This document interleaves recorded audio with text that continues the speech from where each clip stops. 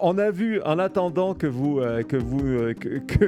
le signal fonctionne, nous avons montré votre image vidéo dans la peau de Marine Le Pen. On a vu, ils n'ont pas été trop déçus, les journalistes, quand ils sont tombés sur votre jovial visage. Mais pas du tout. C'est quand Marine Le Pen est arrivée qu'ils étaient déçus de voir que ce n'était pas moi une fois de plus. Je crois que c'est comme ça que ça s'est Ah, passé. on se disait, parce que c'est bien ça, il m'a semblé avoir entendu un petit message à la presse du style c'est pas moi, c'est ça? Voilà, c'est ce que disent tous les clients de toute façon quand ils arrivent ici. Mais oui, Ouais. alors c'est cet escalier qui ressemble à rien du tout, le fameux escalier Z. S'il pouvait parler, il en a vu des choses. C'est l'escalier des avocats et des invités. Il donne directement dans la cour de la Sainte-Chapelle. Il y a quelques salles d'audience qui est en dessous. Et voilà, on arrive dans la galerie où en face, la porte qui est en face amène dans les salles d'audience supérieures et la salle d'audience où était le procès Le Pen est à droite. On y accède entre les colonnes. C'est la première chambre de la cour, la plus belle du palais, et Dieu sait que la concurrence est rude. C'est là que j'ai prêté serment, c'est là que le maréchal Pétain a été jugé. Ne voyez aucun rapport entre ces Ouais, deux la informations. transition est glissante, hein. C'est là que siège la Cour de justice de la République. C'est la plus grande salle d'audience. Elle a une grande capacité parce qu'il y a une tribune qui a été construite précisément à la Libération pour le procès du maréchal Pétain qui a attiré évidemment une quantité de presse immense et qui n'a jamais été démontée depuis. Donc c'est vraiment la salle principale de la Cour d'appel. J'ai pas pu y entrer bien évidemment. Déjà, j'ai eu la chance d'être de ce côté-là du ruban. C'était assez difficile à circuler aujourd'hui. Ouais, ben, Et justement, je fais grâce à toutes les caméras qui étaient dans la cour d'honneur du palais, près du portail, ouais. devant le palais, pour filmer chaque étape. Je ne vous cache pas que je suis assez réservé sur un tel déploiement pour juste Mhm. voir des images de quelqu'un qui arrive à entendre un jugement qui était très attendu. Voilà, un tel déploiement pour une information qui ne me paraît pas fondamentale, en tout cas pas le sens de la décision Bien dont on va sûr, bien parler, sûr. mais enfin, oui, elle arrive pour entendre un délibéré, quoi. Ouais, C'était vraiment la peine d'en... Oh, et- voilà, l'entrée de la première chambre de la cour d'appel. voilà. Et dans cette salle, dans cette salle d'audience, juste pour bien expliquer à nos spectateurs, il y avait, j'imagine, des médias qui étaient présents, mais pas de caméra. C'est bien ça, hein? Dans la salle, non. Effectivement, depuis une affaire dont on s'est promis il y a longtemps de parler, Eh oui. voilà, la fameuse affaire de Minici, les Mhm. appareils photo et caméras ne sont plus autorisés dès l'ouverture des débats. Avant l'ouverture des débats, avec l'autorisation du président, des prises de vue sont possibles, avec l'accord des intéressés aussi. Bon, je ne pense pas qu'il y ait beaucoup d'avocats qui devraient accepter que leur client soit, surtout s'il est dans le box, soit photographié dans ces conditions, mais chacun est libre de faire comme il l'entend.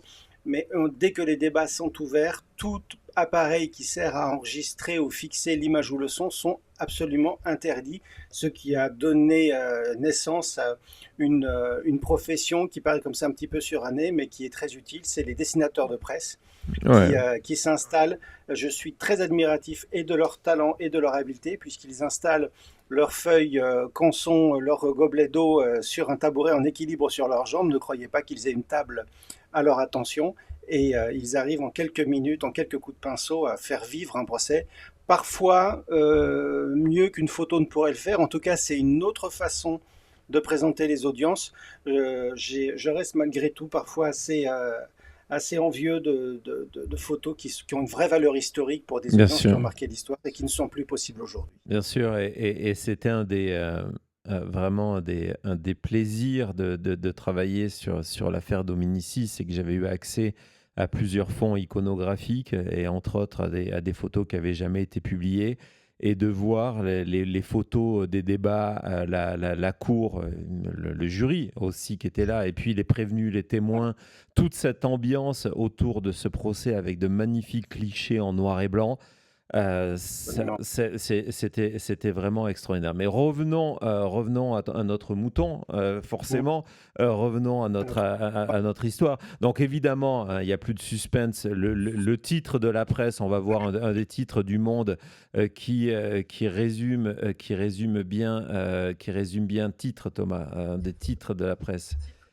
Donc, Marine Le Pen à nouveau condamnée, on va revenir, mais éligible à l'élection présidentielle, on va revenir. Et ce que je vous propose, c'est que de prendre le communiqué, parce qu'il y a eu un communiqué très intéressant, communiqué de presse de 5 pages qui a été publié pour un petit peu expliquer tout ça. Et ce que je vous propose, Oui. c'est qu'on l'utilise comme fil conducteur, tandis que vous allez nous expliquer ce qui s'est passé. Donc Thomas va vous mettre la première page de ce communiqué de presse. Donc vas-y Thomas, le communiqué. Je pensais que nous allions lire ensemble les 341 pages de l'arrêt, mais tant pis. Non, on a hésité jusqu'au bout, et puis on dit non, c'est pratique. La cour d'appel, alors je ne sais pas si c'est. Alors la première question, avant de rentrer dans les détails de ce communiqué de presse, je ne suis pas familier avec la chose. Est-ce que c'est fréquent que après une décision, la cour d'appel propose un communiqué de presse qu'on va voir qui résume l'affaire, qui résume ce qui s'est passé et qui explique, qui justifie ses décisions à la fois sur la culpabilité, mais aussi sur cette question évidemment d'inéligibilité. Est-ce que c'est quelque chose qui se fait ou c'est vraiment exceptionnel ce document? Alors, vous vous doutez bien de la réponse. Non, c'est pas du tout fréquent. C'est même exceptionnel. C'est réservé aux affaires de ce type-là, dont la Cour sait, vu son importance au-delà des faits qu'elle juge, dont elle sait que ça va faire le buzz, le tour de l'actualité toute la journée.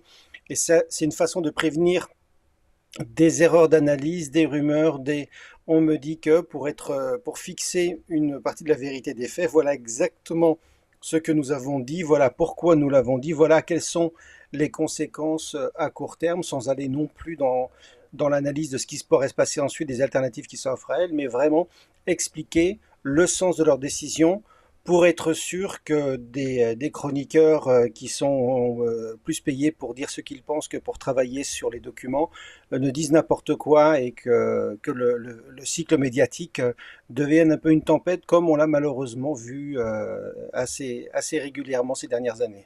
Ouais, d'ailleurs, j'ai trouvé ça assez efficace parce que j'ai retrouvé dans plusieurs médias, à la virgule près, certains extraits qui venaient directement de ce document.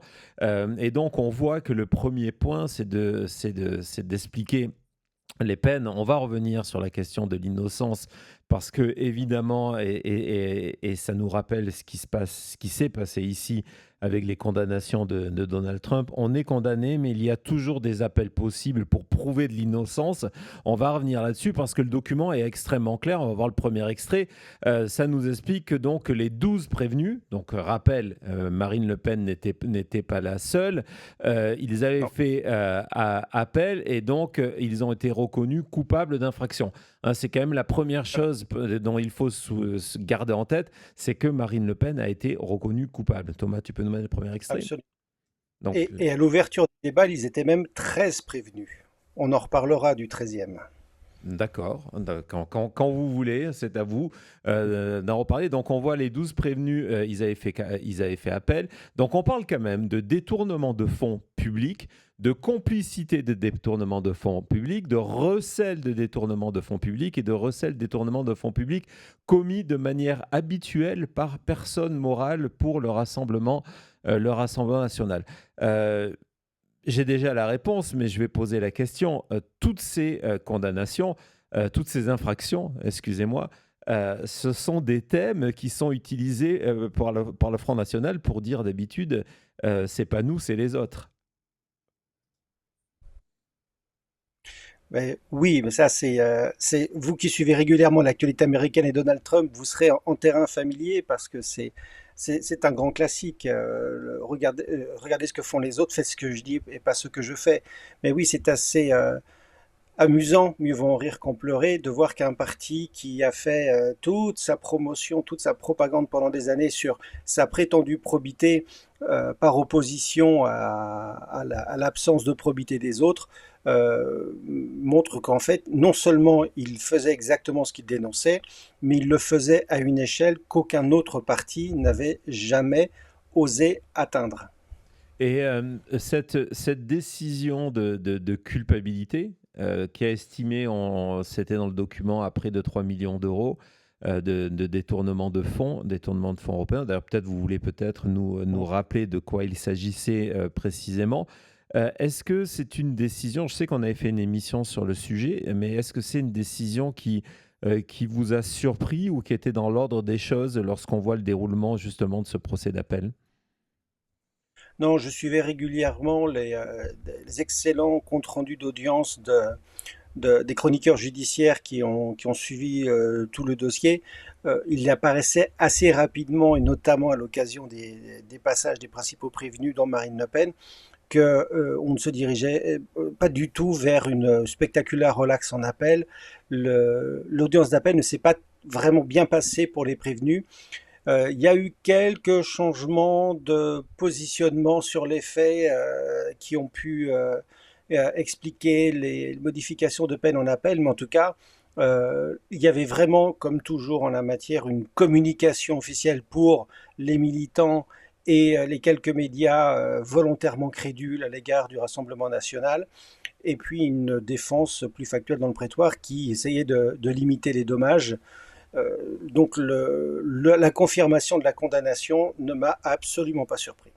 Ouais, vous faites bien de le préciser parce qu'on avait la même situation aux États-Unis avec les affaires Trump. Il faut le repréciser, ce que vous dites à l'extérieur de la Cour de justice, hein, devant les portes d'ailleurs, hein, lorsqu'il y a ces conférences de presse, ce n'est pas forcément la même chose qui se passe à l'intérieur où c'est justement un cadre judiciaire où on prête serment, où on ne veut pas se faire, dans le cas des États-Unis, attraper justement pour perjury, etc. Donc c'est pareil en France, hein. Il faut vraiment se détacher sur ce on entend sur les plateaux télé et ce qui s'est passé à l'intérieur de cette salle d'audience. Absolument.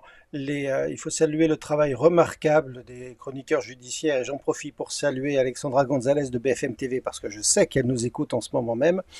C'est une profession importante, c'est une fonction importante parce que eux sont présents au procès, ils ont une expérience en la matière, pour beaucoup une formation juridique, au minimum ils se forment pour leur fonction, donc eux ils ont directement les faits, ils entendent directement les explications des prévenus et le cas échéant directement les explications du tribunal. Ils sont à la source de l'information. Lorsqu'ils retransmettent le contenu d'une audience, c'est la source la plus fraîche, la plus directe que vous pouvez avoir, hormis assister vous-même à l'audience. Donc c'est une profession très importante et malheureusement leur grand malheur, c'est que ils interviennent trop tard par rapport à l'actualité des faits. Lorsque l'affaire éclate, c'est un fait divers, on en parle beaucoup, mais on a peu d'informations. Mhm. Et avec le système judiciaire français, ça prend des mois, voire des années, et ce sera de plus en plus souvent des années désormais avec l'engorgement de la justice, que l'affaire enfin est jugée. L'intérêt médiatique est un peu retombé, alors que c'est là qu'on peut enfin savoir exactement la réalité des faits et que les propos qui étaient tenus sur les plateaux télévisés sont confrontés à la réalité et cette confrontation tourne, c'est curieux, rarement en faveur de ceux qui juraient sur leur grand Dieu que c'était un vaste complot. Alors, on va retourner dans ce communiqué donc, qui va revenir sur ces chiffres clés. Ça, j'ai trouvé que c'était quand même formidable. Ça, c'est très utile quand on est journaliste parce que voilà, c'est clair. Donc, 12 ans, prévention sur 12 ans, hein, quand on parlait tout à l'heure des délais de la justice, et c'est pas fini. Et on sent, et on va voir que c'est au cœur de la décision, de toute façon, que il y a, et là encore, on est avec les parallèles avec Trump, il y a un art de l'utilisation du calendrier de la justice et du fait de se dire, voilà, on va gagner du temps. C'est évident tout au long de cette procédure et évident dans les prochaines étapes de cette procédure. Bien sûr, Et sauf que c'est un pari risqué de vouloir gagner du temps. Quand il y a une pression médiatique, quand on est un homme ou une femme politique de premier plan, évidemment, il y a intérêt à gagner du temps en espérant que l'intérêt pour la question s'émoussera et finira par disparaître et que le procès passera dans une indifférence générale. Ça marche parfois, mais pas pour une affaire comme celle-là, d'une telle ampleur concernant une personnalité politique, pour le meilleur ou pour le pire, de premier plan en France. D'autant plus que c'est, comme on voit, oui, les chiffres qui sont indiqués, d'ailleurs je disais qu'il y avait 13 prévenus, non, non, autant pour moi, il y en avait 27 en première instance, ce qui était un autre indice sur le fait que la condamnation allait être confirmée, c'est que, comme vous voyez, il en manque à peu près la moitié. La moitié des condamnés en première instance ont estimé qu'ils s'en tiraient plutôt pas trop mal, Mhm. ne contestaient pas les faits ou n'avaient plus envie de les contester après. Donc déjà, quand il y a la moitié des personnes qui sont poursuivies en première instance qui ne font pas appel de leur condamnation, ben forcément ceux qui font appel, ils sortent un peu les rames après pour expliquer, oui, les autres admettent leur culpabilité, mais moi qui étais leur chef, moi qui organisais tout ça, pas du tout. Je vais vous expliquer pourquoi c'est un vaste malentendu, vous allez bien rire, la Cour n'a pas beaucoup ri. Ouais, la Cour n'a pas beaucoup ri, mais quand même, il faut le dire, c'est que ces 12 prévenus qui ont donc sont passés un appel. Oui, ils ont été condamnés, mais ils ont vu leur peine allégée aussi. Donc, comment on arrive à comprendre ça, que l'on peut être condamné, que la moitié disent non, on va pas y aller parce que bon, ça en est bien sorti, mais qu'on voit les peines être allégées. Je parle des peines en général, je ne parle pas que de la peine de Marine Le Pen. Eh bien, la Cour répond à votre question dans le communiqué, dès la fin de la page 2. Il y a un paragraphe sur la motivation sur les peines. La Cour dit que ce qu'elle a retenu comme élément plutôt en faveur des prévenus, non pas qu'ils étaient moins coupables à cause de ça, mais ça rendait leur responsabilité moindre, c'est l'absence d'enrichissement personnel, Mhm. puisque c'était du détournement de fonds, mais dont le seul bénéficiaire, cette phrase est importante, seul le parti politique national, c'est-à-dire le Rassemblement national, a bénéficié des détournements. D'où la condamnation du Rassemblement national pour recel. Mais voilà, c'était le parti politique qui était le bénéficiaire de ces détournements de fonds. La Cour estime que ça atténue la responsabilité des élus qui faisaient ce détournement. Bon, je ne vous cache pas que je suis assez réservé sur cette motivation. Je n'ai pas toujours vu la Cour aussi clémente en cas d'absence d'enrichissement personnel, mais j'aurai l'occasion d'être encore plus en désaccord avec elle sur sa motivation sur l'inéligibilité qui arrive ensuite, puisque, Ouais. bon, elle rappelle une chose, à l'époque des faits, c'est vrai, elle n'était pas obligatoire, c'est-à-dire que c'est une loi de 2017 qui, pour la moralisation de la vie publique, j'en ris encore, qui a rendu la peine d'inéligibilité en principe obligatoire, mais le juge peut toujours l'écarter. C'était la condition sine qua non pour que le Conseil constitutionnel valide cette loi. On a déjà eu par le passé une décision qui disait qu'une peine d'inéligibilité automatique que le juge était tenu de prononcer quoi qu'il arrive était contraire à la Constitution. Donc il faut que le juge puisse l'écarter. Mais ce n'est pas du tout la même logique dans une décision que de dire au juge, vous devez prononcer cette peine, sauf si vous dites pourquoi vous l'écartez, et vous pouvez prononcer cette peine, mais vous devez expliquer pourquoi vous la prononcez, ce qui était la situation antérieure. Donc 2017, la logique est inversée, mais les faits en question qui étaient jugés étaient antérieurs à cette loi. Donc la Cour devait se mettre dans l'état d'esprit du juge avant la loi de 2017 et appliquer la règle antérieure, c'est-à-dire si nous prononçons la peine d'inéligibilité, nous ne sommes pas obligés, c'est nous qui la décidons, nous devons expliquer pourquoi. Et donc ils ont jugé la proportionnalité de la sanction au regard de l'atteinte portée au droit d'éligibilité, auxquelles doivent être rattachées la liberté des candidatures, mais aussi la liberté de choix de l'électeur, condition d'expression du suffrage démocratique. Ouais. Voilà.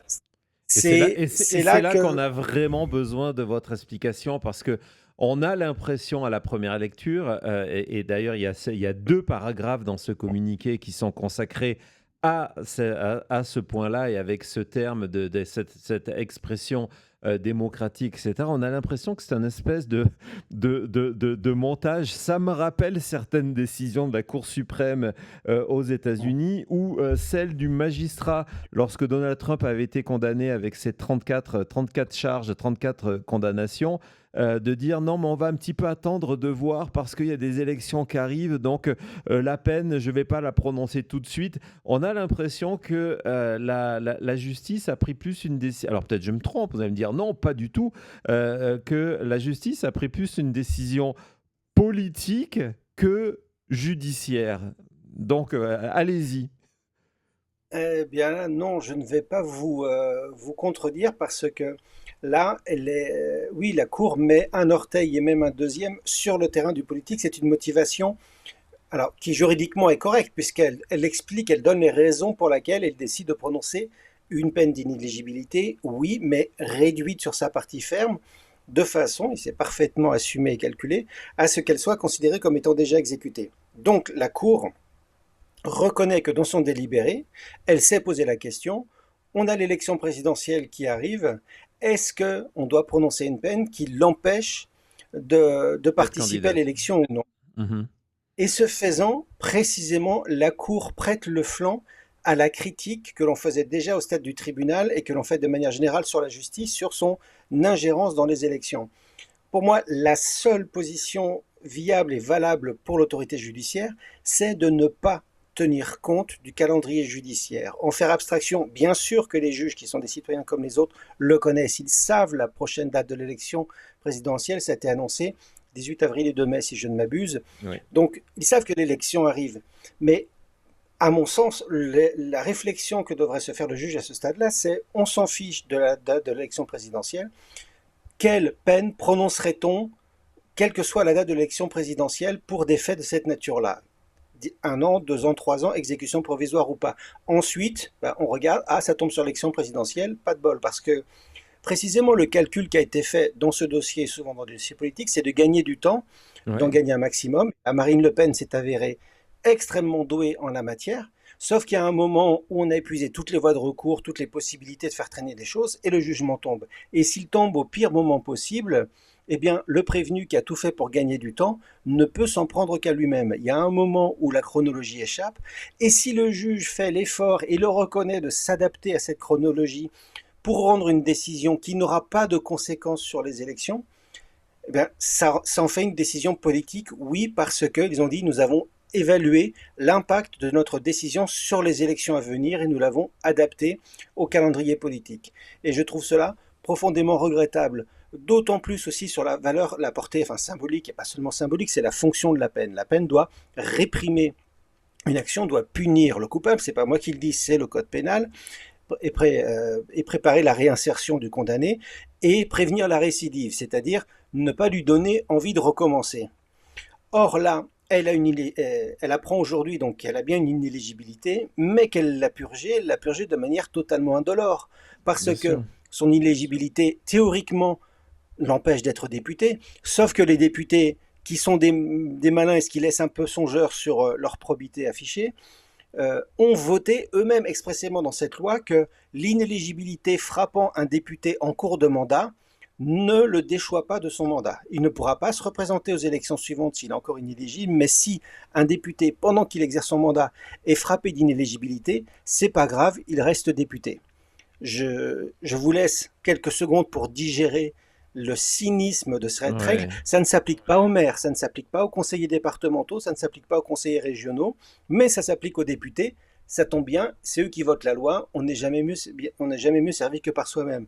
Donc là, Madame Le Pen se retrouve frappée d'une peine d'éligibilité qu'elle a déjà purgée, alors que pendant toute l'exécution de sa peine, elle est restée députée, Elle était élue, exerçant bien toutes sûr. ses Bien fonctions et sûr. rémunérée en tant que telle, bien évidemment. On a chaque année des dizaines de milliers de prévenus qui sont condamnés, parfois pour des faits dérisoires, qui sont frappés d'inéligibilité pour un refus d'obtempérer, pour une mise en danger d'autrui, pour des violences, pour des infractions bénignes. Certainement pas 2 800 000 euros de détournement de fonds publics. Eux sont frappés d'inéligibilité. On a même parfois des étrangers sans papier qui sont frappés d'inéligibilité par le tribunal, qui ne trouvent pas de motivation pour écarter cette peine-là.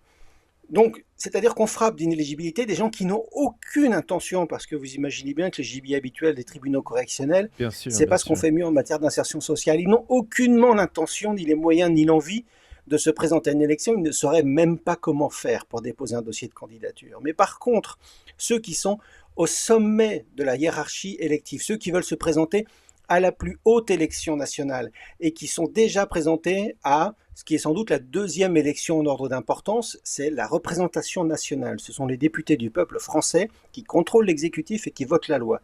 Eh bien, eux peuvent être frappés d'inéligibilité sans que ça ait le moindre effet et peuvent purger leur peine d'inéligibilité tout en exerçant leurs fonctions électives. Quel est le message que le législateur et par la bouche du juge fait passer aux citoyens? La République, en principe, c'est chacun est égal, tous les hommes naissent et demeurent libres et égaux en droit. Où est l'égalité ici? On vous frappe d'une peine d'inéligibilité si vous faites un petit délit, mais par contre, les personnes, cette peine aurait le plus vocation à s'appliquer, aurait le plus de conséquences. Non, non, non, on va faire en sorte que ce soit indolore et que vous puissiez vous présenter à l'élection suivante. L'idée justement de la loi sur l'inéligibilité, c'est le peuple par ses représentants qui dit nous ne voulons pas que des gens dont la probité soit douteuse, que des gens qui, pour le dire clairement, piquent dans la caisse, puissent être candidats à une élection qui leur donnera accès à une caisse encore plus grande. Nous ne le voulons pas, nous voulons que ces gens soient écartés afin de moraliser la vie publique. Et quand on a enfin une telle personne, le juge prononce une peine qui ne donne aucun effet à son inéligibilité. Voilà, je suis sur ce point-là très critique de la décision rendue par la Cour d'appel et je précise, on me fera des procès d'intention, que je penserais exactement la même chose pour quelqu'un de tout autre bord politique Oui.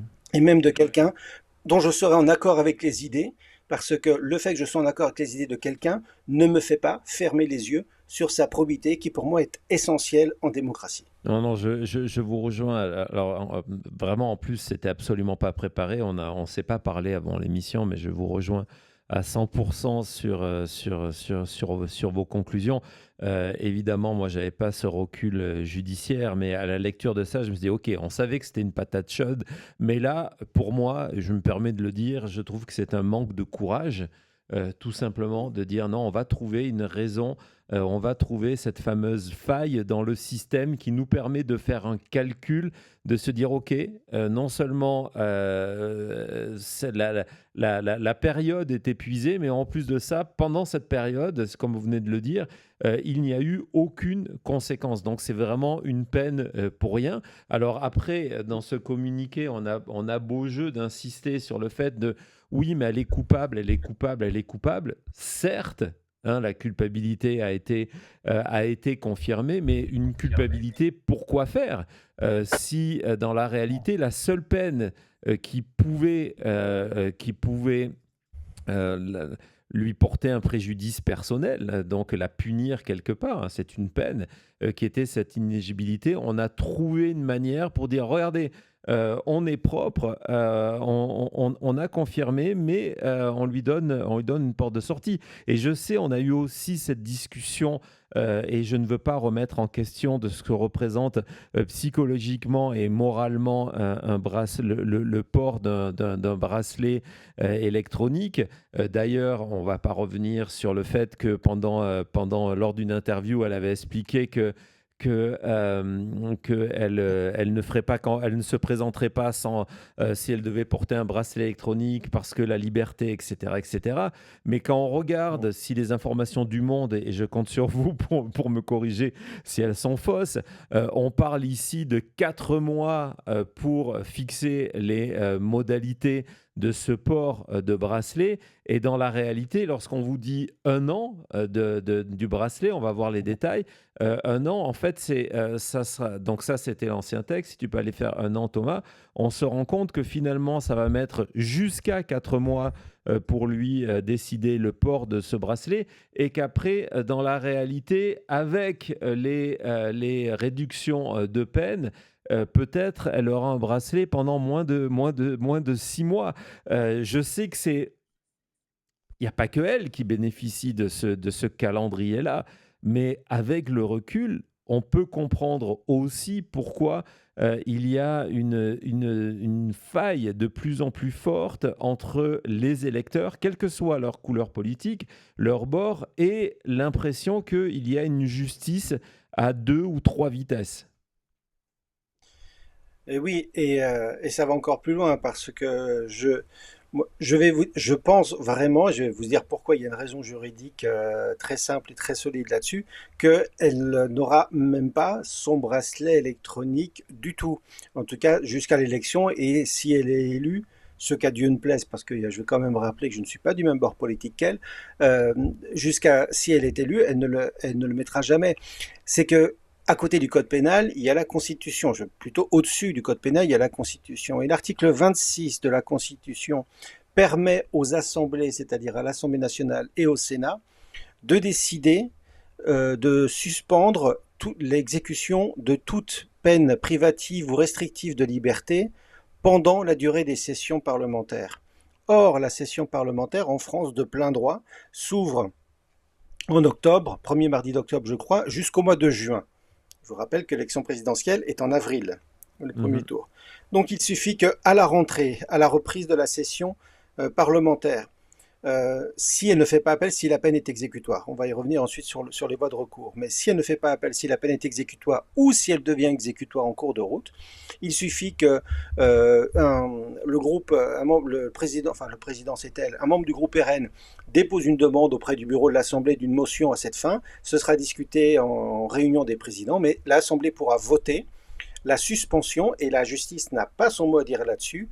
Si l'Assemblée le vote, son bracelet électronique lui sera retiré ou ne sera pas posé jusqu'à la fin de la session parlementaire, c'est-à-dire jusqu'au mois de juin ou à la dissolution de l'Assemblée nationale. Et vous l'avez dit vous-même, s'il ne fait pas de pourvoi en cassation, c'est dans les 4 mois. Nous sommes le 7 juillet. Rajoutons 4 mois, ça nous ramène au mois de novembre. Donc l'Assemblée a tout le temps, dès Exactement. le reprise de la session parlementaire, de faire voter la suspension de ces mesures. Et Marine Le Pen pourra gambader sans bracelet à la cheville partout en France pour faire campagne. Non, c'est assez troublant et explorons d'ailleurs cette idée de pourvoi en cassation. Et Mm. elle a annoncé, on va l'entendre. Tiens, on va commencer par ça, Thomas. Si on peut entendre la dernière vidéo que je t'ai envoyée de Marine Le Pen, où justement elle annonce, je ne sais pas si elle cite le pourvoi en cassation, elle était ce soir invitée du 20h de TF1, où elle explique donc qu'elle va continuer à aller prouver son innocence. Et c'est là qu'on voit que ces peines qui, dans les effets, oui, elle a été reconnue coupable, mais finalement, c'est une victoire pour elle. Ça permet d'effacer complètement le fait qu'elle a été reconnue coupable. On ne retient que le fait que, ah bah tiens, elle va pouvoir se présenter à la présidentielle. Et le risque après, c'est d'aller sur un plateau de télé et en gros de dire que non, non, je vais prouver mon innocence. Vas-y, Thomas. Est-ce que vous avez pesé le pour et le contre? Est-ce que vous avez hésité avant de vous pourvoir en cassation? Non, je n'ai pas hésité. À partir du moment où ma peine d'inéligibilité est purgée, alors je veux aller au bout, comme tout justiciable d'ailleurs, hein, a le droit de le faire, au bout des voies de recours qui me sont offertes pour pouvoir défendre précisément mon innocence dans ce dossier. Ouais, et là, on voit comment c'est dangereux ce genre de décision, ce manque de courage, parce que elle assimile donc le fait que comme sa peine d'inéligibilité a été purgée, elle est quelque part innocente. Évidemment, elle est politique, cette dialectique est complètement n'est pas une surprise. Et encore une fois, c'est la réécriture des méthodes Trump. Mais je ne sais pas ce que vous en pensez. Pour moi, elle montre la dangerosité de cette décision aujourd'hui de lui avoir offert une carte qui lui permet de se présenter. Oui. Alors, elle devrait faire attention parce que pour moi, c'est la décision de faire un pourvoi en cassation qui est périlleuse. Alors, il y a une controverse parce que entre juristes là-dessus, mais enfin, pour moi, je ne vois pas quelle autre solution il pourrait y avoir. Rappelez-vous que la décision de première instance, donc la condamne à une éligibilité beaucoup plus longue que 15 mois, avec exécution provisoire. C'est d'ailleurs pour ça que la Cour dit c'est bon, elle l'a purgé. Sauf que si elle se pourvoit en cassation, sur les condamnations pénales, le pourvoi en cassation est suspensif. C'est-à-dire que tout ce que l'arrêt décide est suspendu jusqu'à ce que la Cour de cassation rejette le pourvoi ou casse, c'est-à-dire annule l'arrêt et dit ça donnera lieu à un nouveau procès. Donc dans ces cas-là, il y a un arrêt de la Cour de cassation qui a statué sur une situation assez proche, et cet arrêt dit très bien que du fait de l'effet suspensif du pourvoi en cassation, eh bien le jugement de première instance continuait à produire ses effets parce que lui était assorti de l'exécution provisoire. Ça veut dire que si elle fait un pourvoi en cassation, elle a 10 jours pour se faire. L'arrêt qui a été rendu aujourd'hui est suspendu. Toutes ces décisions pénales c'est ça ce que vous voulez sur la dire culpabilité sont suspendues et donc le jugement continue à s'exécuter, donc elle reste inéligible. Oh, elle va pas le faire. Elle va pas le faire. Elle a annoncé. Oui, mais le problème, c'est qu'elle s'est empressée de l'annoncer. Magique, elle va pas le faire. Alors, comment s'en sortir? Elle a deux possibilités. D'abord, elle inscrit un pourvoi en cassation. Peut-être l'a-t-elle déjà fait. D'ailleurs, la presse saura rapidement. Il suffit d'aller au greffe correctionnel de la Cour d'appel et leur demander parce que le registre des pourvois est public. Donc, soit elle l'a fait dès aujourd'hui, soit elle enverra son avocat le faire dans les 10 jours. Comme ça, elle pourra parader en disant « j'ai fait un pourvoi en cassation ». Il suffit qu'elle laisse passer un mois, donc ça nous emmène au 7 août, sans constituer un avocat au conseil et sans déposer de mémoire avec ses moyens, et elle sera déchue de son pourvoi par une simple ordonnance qui fait l'objet d'aucune publicité particulière, et hop, en plein mois d'août, alors que tout le monde est à la plage, sauf évidemment Gérald Darmanin qui sera en train de trier des dossiers au tribunal judiciaire d'Évreux ou de Strasbourg. Voilà, absolument. Et je le crois sur parole. Eh bien, tout le monde, à part lui, sera en vacances et ça passera totalement inaperçu dans un mois et ensuite, elle a purgé son inéligibilité. Mais il me semble avoir vu passer, alors j'ai fait des recherches avant l'émission, j'ai pas pu retrouver ça, mais j'avais vu passer quelqu'un de la profession judiciaire, donc une source fiable, qui disait que la Cour de cassation avait déjà annoncé que, en cas de pourvoi, elle le ferait passer en coup de fil et qu'elle statuerait sur le pourvoi d'ici le mois de mars. Ce qui, je vous le confirme, est extrêmement rapide. Ouais. J'ai des pourvois en cassation qui ont attendu un peu plus longtemps que ça. Auquel cas, au mois de mars, si l'arrêt tombe et rejette son pourvoi, ce qui me paraît assez probable, enfin je ne sais pas quel moyen elle va soulever, eh bien au mois de mars, elle est tranquille. Au mois de mars, comme par hasard, c'est le mois où on dépose les candidatures au Conseil constitutionnel. C'est pas un mois qui a été choisi complètement par hasard. Et donc elle sera éligible au mois de mars et elle pourra déposer sa candidature tout en criant à l'injustice parce que son excellent pourvoi, a été rejeté. Donc, dans les deux cas, la question de l'inéligibilité, parce que dès lors que son pourvoi soit est rejeté, soit par déchéance, soit par examen au fond et rejet, l'arrêt d'appel s'applique et aussitôt, elle a purgé sa peine d'inéligibilité. Ouais, et on voit en fait cet aspect. Et encore une fois, le parallèle avec Trump est troublant. C'est l'utilisation du calendrier et d'utiliser la complexité de la loi pour en fait gagner le procès face au public. Parce que le sentiment, lorsqu'aujourd'hui elle dit mais regardez, finalement j'ai purgé ma peine, je dois être innocenté alors qu'elle vient d'être reconnue coupable. Mais encore une fois, on a beau publier un communiqué de presse en se disant voilà, on va expliquer notre décision. Le titre d'ailleurs du Monde, Thomas, tu peux le premier là, qui était sur l'aspect. Tout le monde titré sur l'aspect de l'inéligibilité, pas le fait de là on voit un nouveau condamné, mais si tu peux nous montrer le prochain, le Pen choix en premier. Regardez, c'est ce qu'on retient, c'est sur la liberté de choix de l'électeur, et donc ça vient complètement étouffer le reste de la peine. Il y a un autre point sur lequel on voit qu'elle a vraiment regardé ce qui est arrivé à Donald Trump lors de toutes ces affaires, c'est que sa première réaction dès son passage coordonné avec son passage sur TF1, le passage sur TF1 était annoncé, était prévu, quelle que soit la décision. Donc, il n'y avait pas on est dans de la com politique. Mais regardez son premier tweet, c'est pour demander de l'argent. On est vraiment dans le système.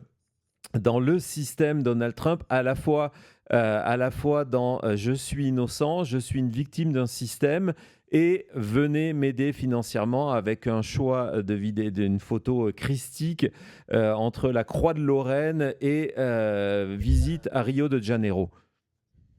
Oui, absolument. Envoyez-moi de l'argent pour que je puisse rembourser l'argent que j'ai détourné. Mais dans votre liste de tout à l'heure, vous avez fait un premièrement, deuxièmement, mais vous oubliez le troisièmement aussi, ce qui permet, outre la gestion du temps et la gestion des médias, euh, il y a aussi, et là je vais à nouveau accabler la justice, mais de temps en temps qui aime bien châtie bien, euh, regardez dans cette affaire l'attitude des juges. Elle est condamnée en première instance, après avoir fait traîner un maximum de choses, donc après avoir créé une situation elle-même qui se retourne contre elle. La cour d'appel, dès la condamnation, dit ne vous en faites pas, on a repoussé des dossiers, on a libéré de la place, elle sera jugée dès le mois de novembre, on lui a réservé un mois d'audience. En attendant, j'ai des dossiers, j'étais allé consulter pas plus tard que ce matin, justement, c'est pour ça que j'étais à la cour, j'ai pu prendre ces images. Je suis allé au greffe correctionnel parce que j'ai une affaire dont le jugement a été rendu il y a plus d'un an. Sur des faits très anciens en plus. Il y a eu un appel, donc je voulais savoir si c'était audiencé. La greffière m'a dit, vous en faites pas, mettre un dossier comme ça, vous avez 3 ans d'attente pour que ce soit audiencé. Voilà. Donc 3 ans. tous ces dossiers-là ont été repoussés. Voilà, il y a encore pas si longtemps que ça, c'était 1 an, ça nous paraissait long. Maintenant, la norme, c'est 3 ans à la cour d'appel pour trouver des dates d'audience. Parce qu'on a repoussé tous ces dossiers pour mobiliser une chambre de la cour d'appel pendant 1 mois pour elle, sur mesure, pour qu'elle soit jugée à temps.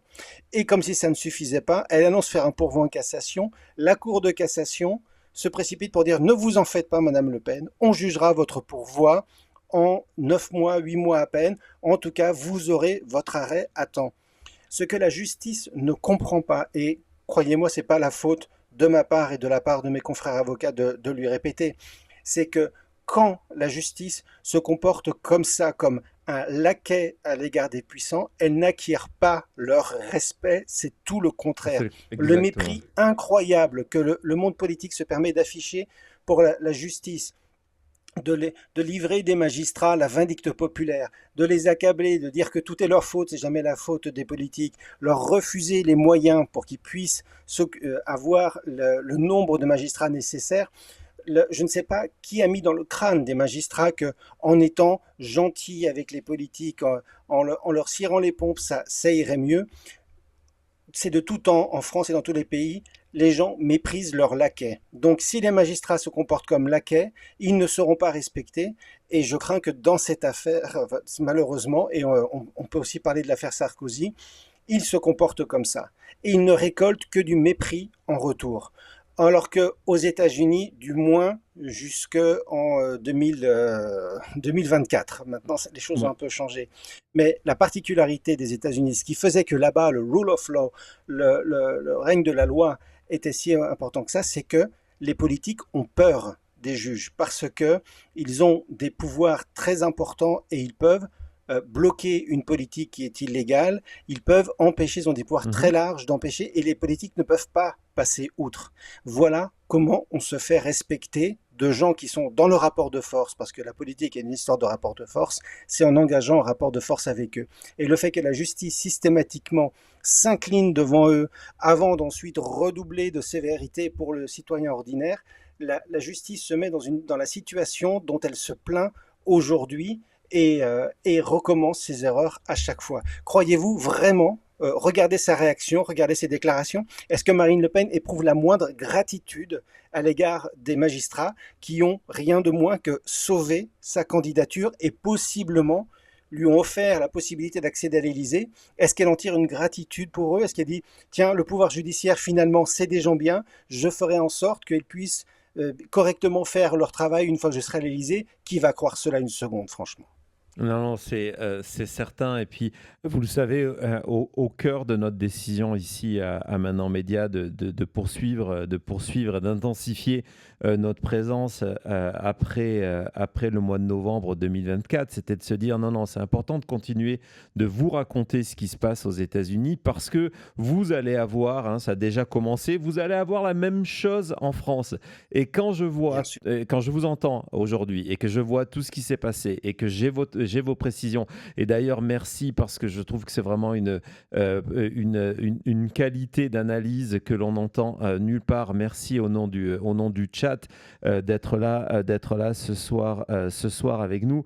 C'est d'une frustration à titre personnel, c'est d'une frustration de me dire mais pourquoi ils ne regardent pas ce qui s'est passé ici? Parce que les juges qui ont pris cette décision aujourd'hui, sous pression ou pas sous pression, c'est un autre débat, ils commettent les mêmes erreurs qui ont permis à Donald Trump de reprendre le pouvoir, d'arriver avec tout ce qui se déroule depuis. Et c'est vraiment, vraiment quelque chose de frustrant. Évidemment, je ne peux pas résister à passer cet extrait vidéo. On l'avait déjà passé lorsque on avait fait notre première émission sur son premier procès, sur sa première condamnation, qui sont ces déclarations. Parce que c'est le moment de les ressortir, c'est le moment de les entendre de Marine Le Pen avant sa condamnation, avant l'affaire, alors, je pense que l'affaire était déjà en cours, mais on en était très très loin d'arriver. On a vu, c'était une instruction plus les premières étapes judiciaires, ça a duré 12 ans. On va réécouter Marine Le Pen qui, à l'époque, expliquait que tout ce qu'elle vient d'être condamnée aujourd'hui, c'était des choses qu'elle ne ferait jamais. Vas-y Thomas. Est-ce que vous avez pesé le... Alors les Français ne sont pas dupes, je vous rassure. Et encore une fois, tout le monde est éclaboussé, mais parce qu'ils le méritent. L'UMP et le PS ont des listes de condamnés qui sont inouïes. Je propose d'ailleurs aux Français d'aller regarder sur Internet. Ils tapent élu socialiste, je me demande si la première occurrence c'est pas condamné. Et pareil pour l'UMP. Et ils cherchent à dire, ah ben vous voyez, Front National, ben non. Le Front National non. Et moi ma veste elle est immaculée. Voilà. Et ils auront beau essayer de s'agiter, ils n'arriveront pas à me salir parce que j'ai une éthique, j'ai une morale, que je m'y tiens et que moi, quand je réclame l'éthique et la morale, je me l'applique à moi-même. Alors justement, est-ce qu'il faut un référendum sur la moralisation de la vie publique, politique, comme le souhaite par exemple François Bayrou? Oui, il le faudrait, mais que l'opposition réclame ça, c'est normal. Mais il me semble quand même qu'encore une fois, le Parti Socialiste a tous les pouvoirs. Et puis pour voter quoi? Parce que moi, j'ai entendu le président de la République dire « Oui, ce qu'il faudrait, c'est rendre inéligible la vie, ceux qui ont été condamnés. » Jusque-là, j'étais parfaitement d'accord, c'était dans mon projet présidentiel. Pour corruption et fraude fiscale. Ah bon? Et pourquoi pas le reste? Mais alors pourquoi pas pour favoritisme? Pourquoi pas pour détournement de fonds publics? Pourquoi pas pour emploi fictif? Ah bah c'est sûr que là, ça ferait tomber un certain nombre de personnes au Parti Socialiste, et y compris le chef du gouvernement, qui donc ne pourrait pas être à la place à laquelle il est. Voilà, donc vous voyez qu'on est encore dans la manœuvre. Alors une grande... Ma veste est immaculée, l'éthique, la morale, et pourquoi pas... À force d'être retourné. À force d'être retourné, exactement. Et pourquoi pas le détournement de fonds publics, hein? Pourquoi pas le détournement de fonds publics? Ça me paraît une excellente... Vous voyez, il lui arrive d'avoir d'excellentes idées. Exactement. Avec lesquelles je suis en accord. Exactement. Cette vidéo est folle, hein. On l'avait dans la totalité, mais elle est un petit peu longue, mais cette vidéo est complètement folle. On ne peut pas s'empêcher, vous nous connaissez, de terminer cette émission avec une double touche d'humour. On va voir quelqu'un que vous connaissez, l'affiche de campagne qui a été une fausse, on va préciser, une fausse en fiche de campagne qui a été proposée par Vincent Flibustier sur les réseaux. Tout est parfait, à la fois le slogan et la photo, mais comme vous venez de nous l'expliquer, ça ne se passera pas comme ça. On n'aura pas ces images de thugs. Du côté de Donald Trump, c'était ça. À l'époque, on avait fait, il n'y avait pas cette histoire de bracelet, mais il y avait le mugshot, et donc on en avait transformé ça en disant mais regardez, Donald Trump, il est comme Biggie, comme Tupac, hein, c'est un brigand. Voilà, donc ça, c'était ça. Et puis, paraît-il qu'un certain avocat que vous connaissez plutôt bien, lui a eu une exclue une exclue Coco. Il nous a proposé la première affiche de campagne de Marine Le Pen. Est-ce que vous pouvez commenter cette publication d'un certain Maître Éolas? Oui, c'est un excellent, excellent avocat pour lequel j'ai la plus grande admiration sans la Bien. moindre réserve. Ça reprend surtout, alors je suis désolé, le graphisme est assez pauvre, mais j'ai fait ça à l'arrache dans une audience pendant une plaidoirie un peu assommante, Ah, mais vous aussi, voilà, vous faites j'ai du pas les mêmes dessin moyens. pendant les audiences? Mais écoutez, si les dessinateurs de presse le peuvent, pourquoi pas moi, hein? Il n'y a pas de raison. Égalité républicaine. Ça reprend un slogan du Front National pendant les années 80 où on Mhm. avait une image de Jean-Marie Le Pen qui se frottait les mains avec main propre et tête haute déjà, vous voyez, dès les années 80, dès le début du succès du Front National, toujours cette antienne sur la soi-disant probité du Rassemblement national. Et justement, puisqu'on parle de lui, vous avez parlé du prévenu mystère, de celui Oui. dont on ne parle pas. La Cour d'appel règle son compte. Elle dit bien dans son communiqué, et ça figure aussi bien évidemment dans l'arrêt de 341 pages qui a été rendu aujourd'hui, que la Cour relève que les pratiques de détournement de fonds ont perduré sur plus de 11 années sous l'impulsion déterminante de Jean-Marie Le Pen, dirigeant historique du parti, et de Madame Marion, en fait, elle s'appelle son vrai prénom, elle a été jouée sous le nom de Marion Le Pen, qui a pris sa suite avec le concours actif du trésorier, du tiers payant, etc. Donc la Cour dit bien que Jean-Marie Le Pen était responsable de ce système, que c'est lui qui l'a mis en place. Jean-Marie Le Pen était encore en vie au moment de l'ouverture du procès devant le tribunal, mais son état de santé était extrêmement dégradé. Il est d'ailleurs décédé quelques mois plus tard. Donc le tribunal, encore une fois, après ça, ils diront que la justice s'acharne contre eux, c'est assez incroyable, lui a fait, enfin une fleur, lui a fait une certaine faveur en disjoignant son dossier, c'est-à-dire, son état de santé ne le permet pas de juger aujourd'hui, nous le jugerons plus tard, sachant très bien que cette affaire ne serait jamais jugée, qu'il serait décédé d'ici là, lui épargnant ainsi d'avoir été condamné pour cela, puisque la mort du prévenu met fin à l'action publique. On ne juge pas les morts en France, mais la Cour, néanmoins, a pris la peine de préciser que c'est lui qui a mis ce système en place, laissant entendre très clairement que, eût-il vécu suffisamment longtemps, il aurait, lui aussi, été déclaré coupable. Donc celui qui disait main propre et tête haute déjà à l'époque, voyez-y un hommage en fait à la mémoire de Mhm. Jean-Marie Le Pen. Je reprends ce slogan en l'appliquant à sa fille, parce qu'effectivement, main propre et tête haute, ça s'applique parfaitement à quelqu'un qui est menotté et qui a les mains en l'air. Bah voilà, c'est une magnifique conclusion. De toute façon, hein, on connaît vos talents oratoires, donc forcément. Merci beaucoup de cette intervention au débeauté, on va le dire. En plus, qu'il y a eu quelques petits problèmes techniques pour se connecter. Mais vraiment, merci de cette analyse et surtout une analyse. J'espère que le chat a vraiment apprécié ça sans aucune langue de bois. Et c'est ce qui fait la force de Sentinelle. Si vous ne connaissez pas encore notre émission Sentinelle, c'est sur la chaîne de Maintenant Média. Abonnez-vous, cliquez sur la sonnette de notification. Et puis, on va se retrouver très, très vite. Nous, là, on a une deuxième partie d'émission consacrée à leur mettre à tous, hein, à Donald Trump. Donc, on va partir sur Donald Trump dans un autre dossier qui est le dossier FIFA. C'est pas mal aussi, mais on va se retrouver très vite. On a déjà 2 ou 3 dossiers qu'on aimerait évoquer. On veut parler d'une affaire en révision, c'est extrêmement rare. Tout à l'heure, on parlait de l'affaire Dominici, où il y a eu plusieurs demandes, et évidemment, ce qui s'est passé hier avec l'affaire, le nom m'échappe à l'instant. Jubilar. Billard, exactement. Donc, tout ça, c'est pour une prochaine. On va se coordonner après. Merci d'avoir été là. Le chat, évidemment, se joint à moi pour vous remercier. Je ne sais pas si vous voyez tous ces messages. C'est Cody qui est allé les obtenir. Hein. T'as vraiment travaillé dur. Pour vous, maître. Voilà. Cher. Je vois beaucoup de bleu, en effet. Bon, formidable. En tout cas, merci beaucoup. Bonne soirée. Un pronostic pour France-Maroc? Je sais que vous suivez pas mal le foot, hein?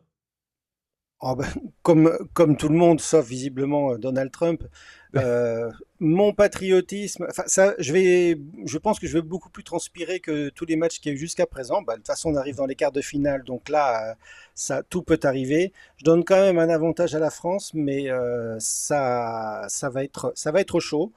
Mais au moins, les Marocains jouent au football et jouent bien au football, donc ça devrait être un plaisir à regarder quoi qu'il arrive. C'est Et pas le puis, évidemment, Paraguay, c'est pas le Paraguay, non, mais il y a un arbitre argentin.